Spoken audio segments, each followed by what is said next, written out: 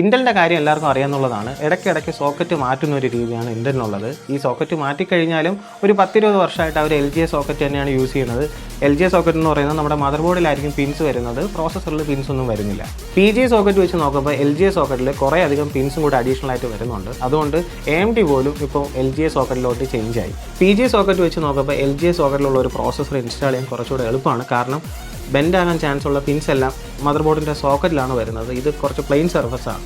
ഈ ഒരു പ്രോസസ്സർ എന്ന് പറയുന്നത് ഇന്റലിൻ്റെ 13th ജെന്നിൽ വരുന്ന ഒരു i5 പ്രോസസ്സറാണ്. ഇത് LGA 1700 എന്ന് പറഞ്ഞ ഒരു സോക്കറ്റാണിത്. പ്രോസസ്സർ ഇൻസ്റ്റാൾ ചെയ്യാനായിട്ട് ആദ്യം മദർ ബോർഡ് ഒരു ഫ്ലാറ്റ് സർഫസിൽ വയ്ക്കണം. അതിനുശേഷം ഈ റിട്ടൻഷൻ ലെവർ ഇതേപോലെ ഓപ്പൺ ചെയ്യണം. പുതിയ മദർ ബോർഡ് ആണെങ്കിൽ ഇതേപോലെ ഒരു പ്ലാസ്റ്റിക് കവർ അതിൽ കാണും, അത് മാറ്റേണ്ട ആവശ്യമില്ല. അതിനുശേഷം പ്രോസസ്സറിലുള്ള ഗോൾഡൻ ട്രയാങ്കിളും നോച്ചസും സോക്കറ്റിൽ അലൈൻ ആവുന്ന രീതിയിൽ സ്ലോലി വെക്കണം. ഇത് വെക്കാൻ നേരത്ത് സൂക്ഷിക്കേണ്ട കാര്യം, നമ്മുടെ ഫിംഗർ ടിപ്സ് സോക്കറ്റിലുള്ള പിൻസിൽ ടച്ച് ചെയ്യാൻ ചാൻസ് ഉണ്ട്. അത് ടച്ച് ചെയ്ത് കഴിഞ്ഞാൽ ഉറപ്പായിട്ടും പിൻസ് ബെൻഡ് ആവും.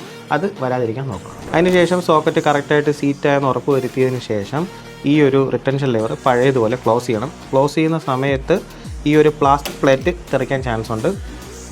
കുറച്ച് ഫോഴ്സ് കൊടുത്തിട്ട് വേണം ഈ ഒരു റിട്ടൻഷൻ ലെവർ ക്ലോസ് ചെയ്യാൻ, എന്നാൽ മാത്രമേ ഇത് കറക്റ്റായിട്ട് ക്ലോസ് ആവും.